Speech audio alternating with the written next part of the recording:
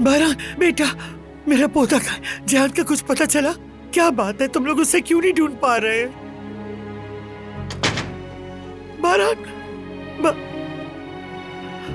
कुदरत बेटा, कुदरत, फरहाद, जवाब दो मुझे। तुम लोग जिहाद को क्यों नहीं ढूंढ पा रहे? जवाब दो, कुछ तो कहो, कुछ तो बताओ मुझे। अम्मा जान रुक जाइए। नहीं रुक सकती, नहीं रुक सकती मैं। मेरा बच्चा नहीं मेरे पास, मेरा जान नहीं है। कहाँ है जान? अम्मा जान, इन्हें अंदर ले चलें। संभालें अपने आप को। हसन, वहाँ खड़ी क्या देख रहे हो? अम्मा जान को अंदर लेकर जाओ, फौरन चलो।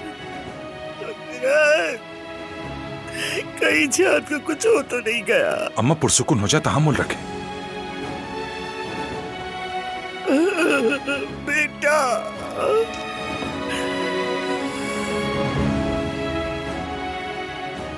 गुल, आजाद साहिबा को फौरन उनकी दवा दो, तबीयत और खराब ना हो जाए। मैं जाकर बारान से बात करती हूँ। जी ठीक है। जिहान, जिहान।